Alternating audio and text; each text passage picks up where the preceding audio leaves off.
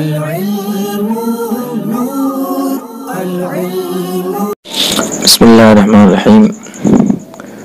اس میں غیر متمکن کی آج ہم قسموں کے بارے میں پڑھیں گے اور نمبر وائز اس کی تمام قسموں کو ہم تفصیل سے پڑھیں گے انشاءاللہ تعالی. تو ہم نے اس میں غیر متمکن کی پچھلے سبق میں تعریف پڑھی تھی جو مبنی اصل سے مشابہت رکھتا ہے معرب اور مبنی والے سبق میں. اس میں ہم نے اور بھی چیزیں پڑھی تھی، مبنی اصل سے کئی چیزیں مشابہت رکھتی ہیں، اس میں سب بتایا تھا ہم نے. تو آج ہم اس میں غیر متمکن کی قسموں کے بارے میں پڑھیں گے. دھیان رہے اس کی قسمیں 8 قسمیں ہیں. اس کی دیکھتے ہیں. اس میں غیر متمکن کی اقسام 8 ہیں.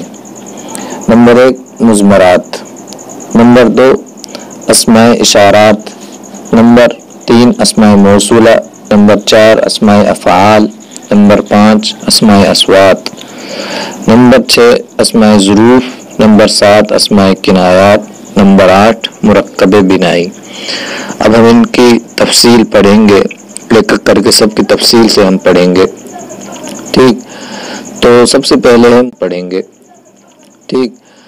تو سب سے پہلے ہے مضمرات. تو ہم آج مضمرات کے بارے میں پڑھیں گے، کتنی قسمیں ہوتی ہیں، مضمرات کہتے کسے ہیں. ٹھیک. تو مضمرات کا بیان آج ہم پڑھیں گے. اس چیز کو دھیان رکھیں، مضمرات یہ ضمیر کی قسمیں ہیں. ٹھیک. یہ ضمیر کی جمع ہے، یعنی ضمیر کی یہ جمع ہے مضمرات، یا مضمر کی جمع ہے. ٹھیک. مضمر اس کی جمع ہے مضمرات، یعنی بہت ساری ہیں تو اس لیے اس کو مضمرات کہہ دیتے ہیں. ٹھیک. تو اب الف تا آیا ہے، ہم نے پڑھا کہ جمع کے بحث میں جس کے آخر میں الف تا ہو تو وہ پھر جمع مؤنث سالم ہے. تو یہ جمع مؤنث سالم ہے مضمر کی مضمرات. تو ضمیر کی تعریف سب سے پہلے ہم دیکھتے ہیں. ضمیر کہتے کسے ہیں؟ ضمیر کہتے ہیں جو اسم متکلم، مخاطب یا ایسے غائب پر دلالت کرے جس کا ذکر ہو چکا ہو. پہلے ضمیر کو ہم تھوڑا اور طریقے سے سمجھ لیتے ہیں، آسان طریقے سے. دھیان رہے، ضمیر کہتے ہیں جو اسم کی جگہ پر استعمال ہو. سب سے آسان تعریف ضمیر کی یہ ہے کہ جو اسم کی جگہ پر استعمال ہو اس کو کہتے ہیں ضمیر. ایک ہوتا ہے اسم، جیسے کسی شخص کا بھی نام، اس کو ہم اسم ظاہر سے تعبیر کرتے ہیں. ضمیر کے مقابلے میں آتا ہے اسم ظاہر، یعنی کسی بھی چیز کا نام، مثلا انسانوں کا نام، کسی جگہ کا نام، یا اور کسی چیز کا نام. مثلا موبائل ہے، بائک ہے، پنکھا، یہ سب چیزیں ہیں اسم ظاہر. جو ضمیر نہ ہو اس کو کہتے ہیں اسم ظاہر. ضمیر کہتے ہیں جو اسم ظاہر کی جگہ پر استعمال ہو. جیسے انگلش میں اس کو پروناؤن کہتے ہیں، ناؤن کی جگہ استعمال ہونے والا، تو وہی ضمیر اس میں کہتے ہیں. ناؤن کہتے ہیں اسم کو، اور پروناؤن یعنی ضمیر جو ناؤن کی جگہ پر استعمال ہوتا ہے. تو ضمیر کو آسانی سے ہم سمجھ سکتے ہیں جو ناؤن کی جگہ پر استعمال ہوتا ہے. عربی میں اس کا بہت زیادہ استعمال ہوتا ہے. عربی میں نہیں بلکہ ہر زبان میں ضمیروں کو زیادہ استعمال کیا جاتا ہے، اسم کو کم استعمال کیا جاتا ہے. مثلا ہم بات چیت میں نام نہیں لیتے، ہم یوں نہیں کہتے ہیں. مثلا کوئی میرے سامنے زید بیٹھا تو ہم کہیں گے کہ زید تم نے یہ کام کیا، پھر ہم دوبارہ زید لے لیں، زید تم بہت اچھے ہو، زید تمہارا کام اچھا ہے. اس طرح ہم بار بار نام نہیں لیں گے، بلکہ ایک بار نام لے کر پھر ضمیریں استعمال کریں گے. مثلا ہم کہیں گے زید تم بہت اچھے ہو پڑھائی میں. ٹھیک ہے.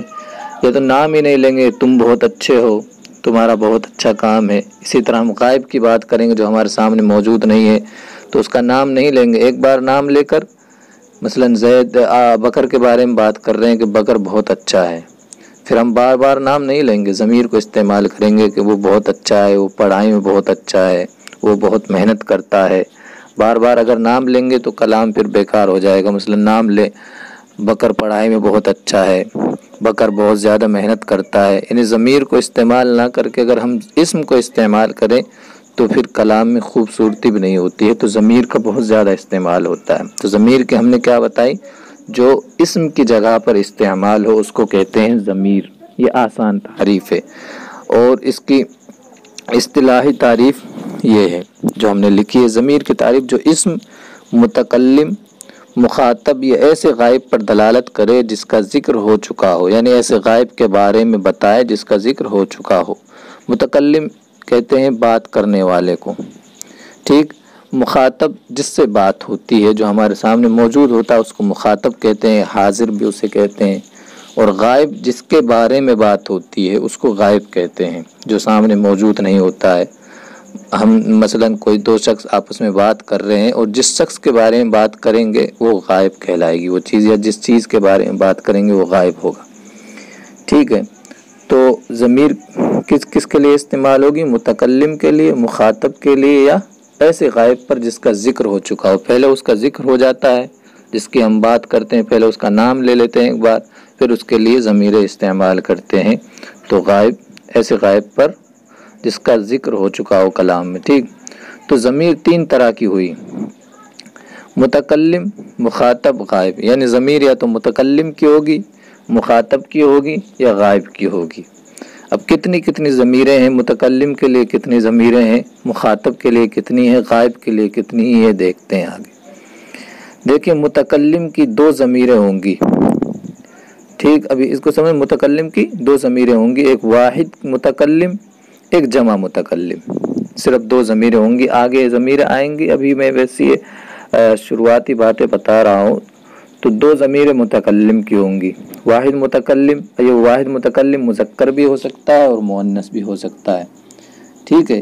اسی طرح جمع متکلم، یہ مذکر اور مؤنث دونوں کی ایک ضمیر استعمال ہوگی دونوں کے لیے، ٹھیک۔ اور مخاطب یعنی حاضر کی، اس کے چھ ضمیریں ہوں گی، واحد، تثنیہ، جمع، ٹھیک ہے۔ یہ مذکر و مؤنث یعنی دونوں کے لیے، دونوں کا ملائیں گے، یعنی واحد مذکر کے لیے واحد مذکر، تثنیہ مذکر، جمع مذکر۔ اسی طرح واحد مؤنث، تثنیہ مؤنث، جمع مؤنث، تو اس طرح 6 ہو گئی۔ تو مخاطب کی 6 ضمیریں ہوں گی۔ اسی طرح غائب کی بھی 6 ضمیریں ہوں گی، واحد، تثنیہ، جمع۔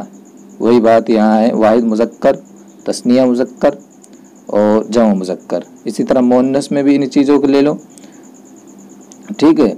واحد، تثنیہ، جمع، واحد مؤنث، تثنیہ مؤنث، جمع مؤنث۔ تو اس طرح یہ 6 مخاطب اور غائب کی 6 ہوئی، ٹھیک۔ اور متکلم کی 2، تو 6 12 اور 2 14 ضمیریں ہوں گی، مطلب ایک ساتھ 14 ضمیریں آئیں گی۔ اب یہ تو میں نے یہ شروعاتی بات ہے کہ کتنی کتنی ضمیریں متکلم کے لیے کتنی ہوں گی، مخاطب کے لیے کتنی اور غائب کے لیے کتنی ہوں گی۔ اب یہ جو اتنی 14 ضمیریں ہیں نا، ہر ایک کے الگ الگ 14 ضمیریں ہوں گی، تو یہ تو ایک الگ بات ہے۔ پھر ضمیروں کی قسمیں اب الگ ہیں، ٹھیک۔ کوئی ضمیر کلام میں مرفوع بنیں گی، کوئی ضمیر منصوب بنیں گی، کوئی مجرور بنیں گی۔ یعنی مرفوع کی جگہ ہوں گی تو اس کو کہیں گے ضمیر مرفوع، منصوب کی جگہ ہوگی تو اس کو کہیں گے ضمیر منصوب، اور مجرور کی جگہ ہوگی تو اس کو ضمیر مجرور کہیں گے، ٹھیک ہے۔ تو 3 طرح کی ضمیریں ہوں گی، یہ مخاطب، متکلم اور غائب کی 3 طرح کی ضمیریں ہوں گی، یا تو مرفوع کی جگہ ہوں گی، یا منصوب کی جگہ ہوں گی، یا مجرور کی جگہ ہوں گی، ٹھیک۔ اب اس طرح یہ 5 طرح کی ضمیریں ہو جائیں گی۔ آگے میں نے سب لکھی ہیں، تو 3 ہوئی، پہلے بنیادی کتنی ہوئی؟ 3، مرفوع، منصوب اور مجرور، تو یہ 3 ہوں گی۔ اب ان 3 کی 5 قسمیں بنیں گی، 2 مرفوع کی ہوں گی یعنی مرفوع متصل اور مرفوع منفصل، 2 منصوب کی، منصوب متصل، منصوب منفصل، اور مجرور کی جو ضمیر ہوگی وہ صرف مجرور متصل ہوگی، اس کی منفصل نہیں ہوگی۔ اب ان کی الگ تعریف آئیں گی، مرفوع متصل کسے کہتے ہیں، منصوب متصل کسے کہتے ہیں، مجرور متصل کسے کہتے ہیں، تو ہم اب تفصیل سے پڑھتے ہیں اس کو۔ ازمار کی تقسیم، ضمیر کی جمع ہے، ٹھیک ہے، اور ازمار یہ جمع سالم نہیں ہے، یہ جمع تکسیر ہے۔ پھر ضمیر 5 طرح کی ہوں گی، ٹھیک، ہم نے بتا دیا تو متصل، مرفوع متصل، مرفوع منفصل، منصوب متصل، منصوب منفصل، مجرور متصل، یہ 5 طرح کی ضمیریں ہوں گی، یعنی مرفوع کی 2، منصوب کی 2، مجرور کی 1، تو یہ 5 طرح کی ہوئی ضمیریں۔ اب ان سب کی ہم الگ الگ تعریف پڑھیں گے۔ دیکھو مرفوع متصل کسے کہتے ہیں، کتنی ضمیریں ہیں آگے ہم پڑھ رہے ہیں۔ آج مرفوع کی ہم ضمیریں پڑھیں گے، انشاءاللہ دوسرا اس سے آگے کا سبق ہوگا، اس میں ضمیروں کی جو آگے قسمیں ہوں گی وہ پڑھیں گے پھر ہم۔ مرفوع متصل، مرفوع متصل دھیان رکھیں پہلے دو قسم پر ہے۔ مرفوع متصل کا معنی کیا ہوگا؟ یعنی ایسی ضمیر مرفوع یعنی جو رفع کی علامت ہو، ٹھیک ہے، رفع کی علامت ہو اس کو کہیں، اور کسی سے ملی ہوئی ہو، متصل یعنی ملی ہوئی ہو، تو رفع کی علامت ہو اور ملی ہوئی ہو اس کو کہیں گے مرفوع متصل۔ یہ دو قسم پر ہے، مستتر اور بارز۔ مستتر بھی اس کو پڑھ سکتے ہیں، مستتر اور بارز۔ مستتر کہتے ہیں جو لفظوں میں موجود نہ ہو اس کو مستتر کہتے ہیں، یعنی چھپی ہوئی ضمیر، یعنی لفظوں پڑھنے میں نہ آئے جو، اس کو کہیں گے مستتر۔ بارز جو لفظوں میں موجود ہو یا جو پڑھنے میں آئے اس کو ضمیر بارز کہیں گے۔ تو مرفوع متصل کی دو قسمیں ہوئی، مستتر اور بارز۔ اب یہ کتنی مستتر ہوتی ہے کتنی بارز ہوتی ہے آگے بتائیں گے ہم، ابھی اتنا دھیان رکھیں دو قسمیں ہیں، مستتر جو لفظوں میں موجود نہ ہو، بارز جو لفظوں میں موجود ہو۔ ٹھیک، آگے ہم دیکھتے ہیں مرفوع متصل کی علامت۔ پہلے علامت سمجھ لو، مرفوع متصل کو پہچانیں گے کیسے کہ مرفوع کی ضمیر ہے اور یہ متصل ہے، ٹھیک، تو اس کی ہم نے علامت لکھی ہے جو کسی فعل کے ساتھ یا شبہ فعل کے ساتھ ملی ہوئی ہو۔ کسی بھی فعل کے ساتھ یا شبہ فعل کے ساتھ جو ضمیر رہتی ہے نا، جو ہمیشہ فعل کے ساتھ اور شبہ فعل کے ساتھ ضمیر رہتی ہے، ٹھیک، جو ان کے ساتھ لازمی رہتی ہے جو ضمیر، وہ ہوتی ہے ضمیر مرفوع متصل۔ ابھی آگے آپ سمجھ جائیں گے مثالوں سے۔ مرفوع متصل کی علامت جو کسی فعل کے ساتھ یا شبہ فعل کے ساتھ ملی ہوئی ہوں، اور وہ یہ ہیں، اب سنو، جب مثلا ماضی کے صیغے ہیں، ہم نے ایک ماضی کی گردان یہاں لکھ دی ہے، ماضی کو صیغوں کے ساتھ ضمیر جو ملی ہوئی رہتی ہے لازمی، جو ان سے جدا نہیں ہوتی ہے جو ضمیر، ٹھیک، وہ ہوتی ہے مرفوع متصل۔ مثلا آپ دیکھیں نصرہ، نصرا، نصرو، نصرت، نصرتا، نصرنا، نصرتا، نصرتما، نصرتم، نصرتی، نصرتما، نصرتم، نصرتو، نصرنا۔ یہ نصرتما، نصرتنا یہاں آئے گا، یہ یہاں نصرتنا ہوگا یہاں، ٹھیک ہے، یہ اس طرح ہوگا، ٹھیک۔ تو نصرتا، نصرتما، نصرتم، نصرتی، نصرتما، نصرتنا یہاں ہوگا، نصرتو، نصرنا۔ تو یہ ضمیریں ہیں ان کے ساتھ، دیکھو نصرہ اس کے ساتھ ہوا ضمیر لگی ہوئی ہے، یہ پوشیدہ ہے۔ تو ہم نے ابھی اوپر قسم پڑھی نا، مرفوع متصل کی دو قسمیں، بارز اور مستتر، ٹھیک، تو یہاں یہ بارز ہے یعنی چھپی ہوئی ہے، نصرہ میں ہوا ضمیر چھپی ہوئی ہے، ہوا، ٹھیک۔ نصرہ، اب اس میں ضمیر مستتر نہیں ہے، اس میں بارز ہے، سوری اس میں، ہاں صحیح ہے، بارز ہے اس میں، ٹھیک، اس میں مستتر تھی نصرہ میں، نصرہ میں بارز ہے، اور وہ کیا ہے؟ الف ضمیر ہے، دیکھو نصرہ میں الف لگا ہوا ہے، یہ ضمیر ہے۔ اسی طرح نصرو میں واو لگا ہوا ہے، یہ ضمیر ہے۔ نصرت میں بھی ضمیر پوشیدہ چھپی ہوئی ہے، یعنی یہ مستتر ضمیر ہے، اس میں یہ وہ ہے ہیا ضمیر ہے اس میں نصرت میں، ٹھیک ہے، اس میں ہیا ضمیر ہے نصرت میں۔ نصرتا میں الف ضمیر ہے، نصرنا میں نون ضمیر ہے، نصرتا میں تا ضمیر، نصرتما میں تما ضمیر ہے، تما۔ اسی طرح نصرتم میں یہ تم ضمیر ہے، ٹھیک۔ نصرتی اس میں تا ضمیر ہے، تا ساکن مکسور ہے جو یہ نصرتی، ٹھیک۔ نصرتما میں تما ضمیر، اور اس میں نصر تننا ہے، یہاں ہم نے لکھ دیا نصر تننا، یہاں نصر تننا، یہ تننا ضمیر ہے۔ نصرتو میں اس میں تا ضمیر ہے، تا پیش کے ساتھ ہے جو تا مضموم، اس میں نصرنا، اس میں الف ضمیر، نون الف زبر نا، نون الف کے ساتھ یہ ضمیر ہے۔ تو اب ہم نے دیکھا ماضی میں دو صیغے ہیں جو نصرہ اور نصرت، ان دو میں ضمیر پوشیدہ ہے یعنی مستتر ہے، چھپی ہوئی ہے۔ ان کے علاوہ جتنے صیغے ہیں ان سب میں ضمیر بارز ہے، اور جو پڑھنے میں آ رہی ہے، دیکھو نصرہ الف آیا، واو آیا وغیرہ وغیرہ، یہ سب ضمیریں پڑھنے میں آ رہی ہیں، ان کو کہیں گے ہم بارز، اور جو چھپی ہوئی ہے ان کو کہیں گے ہم مستتر، ٹھیک ہے۔ تو یہ ان میں فعل کے ساتھ یہ ملی ہوئی ہے ضمیر، اس لیے اس کو کہیں گے مرفوع متصل۔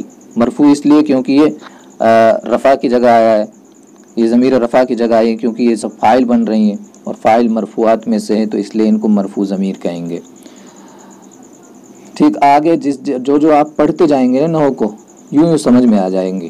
ابھی شاید کچھ باتیں آپ کو سمجھ میں نہیں آ رہی ہوں گی، تو گھبرانا نہیں ہے، سب باتوں کا تعلق بہت سی باتیں ایسی ہوتی ہیں جو بعد میں سمجھ میں آتی ہیں، ابھی شاید نہیں سمجھ میں آ رہی ہوں گی، امید ہے کہ سمجھ بھی آ رہی ہوں گی، لیکن سب چیزیں نہیں بھی سمجھ میں آ رہی ہوں گی تو آگے جب آپ پڑھتے جائیں گے نا، جیسے آگے بڑھتے جائیں گے سب چیزیں سمجھ میں آتی جائیں گی. یعنی فاعل کی ضمیر کیوں ہے یہ، ٹھیک ہے، اس طرح کی باتیں جو آ رہی ہیں جو شروعاتی بچے ہیں وہ نہیں سمجھ پاتے ہیں، لیکن آگے سمجھ جائیں گے انشاءاللہ ان سب چیزوں کو. اب میں نے ان میں کچھ لکھے، ان میں 2 صیغے، یعنی ابھی میں نے بتا دیا 2 صیغے، واحد مذکر غائب اور واحد مؤنث غائب میں ضمیر مستتر ہے، باقی میں بارز ہے. وہ 2 صیغے ہم نے بتایا، نصرہ اور نصرت، ان میں مستتر ہے اور باقی میں بارز ہے. اور مضارع کے جو صیغے ہوتے ہیں، مضارع میں بھی چونکہ ضمیر ہوتی ہے مرفوع متصل، ہم نے بتایا فعل کے ساتھ یہ ملی رہتی ہے، ضمیر مرفوع متصل ہے جو فعل کے ساتھ ہوتی ہے، چاہے فعل ماضی ہو، مضارع ہو، امر ہو، سب کے ساتھ یہ ضمیر ہوتی ہیں، ٹھیک ہے. اور صفت فاعل کے ساتھ بھی ہوتی ہیں، وہ کبھی انشاءاللہ اس پہ بات کریں گے. مضارع میں 5 صیغوں میں مستتر ہوتی ہے، واحد مذکر و مؤنث غائب، یعنی 2 صیغے تو یہی، واحد مذکر غائب، واحد مؤنث غائب. اسی طرح واحد مذکر حاضر، واحد و جمع متکلم، ان میں ضمیر پوشیدہ ہوتی ہے، چھپی ہوئی ہوتی ہے، ٹھیک ہے. اور ان کے علاوہ جو 5 صیغوں کے علاوہ ہے ان میں ضمیر بارز ہوتی ہے، ٹھیک ہے. تو یہ جو مضارع کے صیغے ہیں آپ پڑھ کے دیکھ لیں، ان میں جس کو یاد ہے وہ ان میں ان چیزوں کو دیکھ سکتے ہیں، پہچان سکتے ہیں کہ ہم نے بتا تو دی ہے یہ 5 صیغے، ان میں ضمیر مستتر ہوتی ہے، ان کے علاوہ میں سب میں بارز ہوتی ہے. مثلا 1-2 صیغے میں بتاتا ہوں، جیسے ینصرو ہی لے لو مضارع سے، نصرہ سے ینصرو اس میں ضمیر ہوا ہے، ینصرانی اس میں الف ضمیر ہے، نون تو علامت تثنیہ، اس میں الف ضمیر ہے، ینصرون اس میں واو ضمیر آ گیا، ٹھیک. اسی طرح تنصرو، اب وہی صیغہ آ گیا واحد مؤنث غائب، تو اس میں ہیا ضمیر آئے گی. اب اسے تنصرانی اس میں الف ضمیر ہے، پھر ینصرنا اس میں نون ضمیر ہے، پھر آیا تنصرو اس میں انتا ضمیر مانیں گے، انتا، ٹھیک. پھر تنصرانی میں الف، پھر تنصرونا میں واو. اسی طرح تنصرینا یہ واحد مؤنث حاضر کا صیغہ ہے جو اس میں یا ضمیر ہے، تنصرینا یا ضمیر آیا، ٹھیک ہے. اسی طرح تنصرانی اس میں الف ضمیر، تنصرنا نون ضمیر، اور انصرو اس میں انا ضمیر آئے گی، انصرو میں انا ضمیر، اور ننصرو اس میں نحن ضمیر. تو یہ 5 صیغے ہیں جس میں ضمیر پوشیدہ تھی، ان کے علاوہ میں سب میں الف ضمیر ہے، کسی میں واو ضمیر ہے، کسی میں نون ضمیر ہے، تو سب میں بارز تھی، 5 میں پوشیدہ تھی ضمیر، مستتر تھی. ضمیر مرفوع منفصل، یہ تو متصل کی ہم نے بحث پڑھ لی، کسی حد تک ہم نے بہت ساری باتیں پڑھ لی، اور انشاءاللہ آگے بھی کریں گے اس تعلق سے باتیں. ہم اجرا کے کسی دن کرائیں گے تو اس میں ان چیزوں کو سمجھائیں گے، اور کسی دن بورڈ پہ اجرا کرائیں گے انشاءاللہ. ضمیر مرفوع منفصل وہ یہ ہیں. اب مرفوع منفصل مطلب یہ تو متصل مطلب جو جڑی ہوئی تھی فعل کے ساتھ، وہ ہم نے بتائی کیا کیا تھی. اب وہ بہت ساری ضمیر ایسی ہوں گی جو رفع کی علامت ہوں گی، یعنی مرفوع کی جگہ استعمال ہوں گی، لیکن وہ کسی سے ملی نہیں ہوں گی، فعل یا شبہ فعل کے ساتھ ملی نہیں ہوں گی، بلکہ الگ ہوں گی، جدا ہوں گی وہ رفع کی علامت، مثلا مبتدا بنیں گی، کہیں خبر بنیں گی، یہ سب مرفوعات میں سے ہیں مبتدا خبر، ٹھیک ہے. تو وہ یہ بنیں گی. وہ ضمیریں تھی جو متصل تھی وہ فاعل بنتی تھی، کہیں نائب فاعل بنتی تھی، ٹھیک. تو لیکن یہ ہے کیونکہ فاعل اور نائب فاعل وہ بھی مرفوعات میں سے ہیں، مبتدا خبر یہ بھی مرفوعات میں سے ہیں، تو ضمیر مرفوع منفصل جو ہوں گی تو مرفوع کی جگہ مرفوعات میں سے کسی کی جگہ ہوں گی، یعنی مبتدا یا خبر وغیرہ کی جگہ، ٹھیک. اور منفصل ہوگی، یعنی کسی اسم کسی کے ساتھ ملی نہیں ہوگی، اسم کے ساتھ یا فعل کے ساتھ، چونکہ وہ شبہ فعل کے ساتھ ملی رہتی تھی، وہ جو ضمیر مرفوع متصل تھی وہ اسم کے ساتھ بھی ملی ہوئی آتی ہے، جیسے اس میں فاعل کے صیغے ہیں، فاعل، اس میں مفعول کے صیغے ہیں، اس میں تفضیل ہے، ان کے ساتھ بھی وہ آتی ہے. انشاءاللہ اس پہ بہت کسی دن موقع ملے گا تو بات کریں گے. لیکن یہ ضمیر ہیں جو ضمیر مرفوع منفصل یہ جدا رہتی ہیں، نہ فعل کے ساتھ آتی ہیں نہ اسم کے ساتھ، لیکن ہوتی ہیں مرفوع کی جگہ ہیں. وہ یہ ہیں ہوا، ہما، ہم، ہیا، ہما، ہننا، انتا، انتما، انتم، انتی، انتما، انتن، انا، نحن. اس کو ادھر سے بہت سارے متکلم سے شروع کرتے ہیں، انا، نحن، انتا، انتما، انتم، انتی، انتما، انتن، ہوا، ہما، ہم، ہیا، ہما، ہننا. اس طرح بھی ہم نے تھوڑا اس حساب سے لکھ دیا ہے. بہرحال ہوا مانے وہ، یعنی یہ مذکر کے لیے، ہوا مذکر کے لیے، واحد مذکر غائب. ہما تثنیہ مذکر غائب کے لیے. ہم جمع مذکر غائب کے لیے یعنی وہ لوگ، ٹھیک. اسی طرح ہیا وہ مؤنث کے لیے استعمال ہے، واحد مؤنث غائب کے لیے، ٹھیک. ہما تثنیہ مؤنث غائب کے لیے، ہننا جمع مؤنث غائب کے لیے، انتا واحد مذکر حاضر کے لیے یعنی تو، انتما تم دو لوگ تثنیہ مذکر حاضر، انتم جمع مذکر حاضر ہیں تم سب لوگ، انتی واحد مؤنث مخاطبہ یعنی واحد مؤنث حاضر کے لیے، اسے انتما تثنیہ مؤنث حاضر کے لیے، انتنا جمع مؤنث حاضر کے لیے یعنی تم سب عورتیں. اسے انا، یہ انا ہم نے بتایا تھا متکلم کے لیے یہ مؤنث کے لیے بھی استعمال ہوگی اور مذکر کے لیے بھی، انا یعنی میں، مذکر کے لیے بھی استعمال، مذکر بھی بول سکتا ہے مؤنث بھی اسے بول سکتا ہے. نحنو اسی طرح اس کو جمع مذکر بھی بول سکتے ہیں اور جمع مؤنث یعنی بہت ساری مؤنث بھی بول سکتے ہیں اور بہت سارے مذکر بھی، ٹھیک. اور دو لوگ بھی اسے بول سکتے ہیں، دو کے لیے بھی نحنو ہی استعمال ہوتا ہے، تثنیہ کے لیے بھی، ٹھیک. تو آج ہم نے تھوڑی سی شاید لمبی باتیں ہو گئی لیکن بہت تفصیل سے ہم نے پڑھا ہے ضمیر مرفوع کو پڑھ لیا ہم نے، ٹھیک ہے. مرفوع متصل اور مرفوع منفصل کو، دو چیزوں کو ہم نے کور کر لیا ہے. انشاءاللہ اس سے آگے کے جو سبق ہوں گے ان میں اور جو ضمیریں ہیں مرفوع منصوب متصل، منصوب منفصل اور مجرور متصل اس کو ہم پڑھیں گے. اللہ تعالی ہمارے علم میں برکت عطا فرمائے.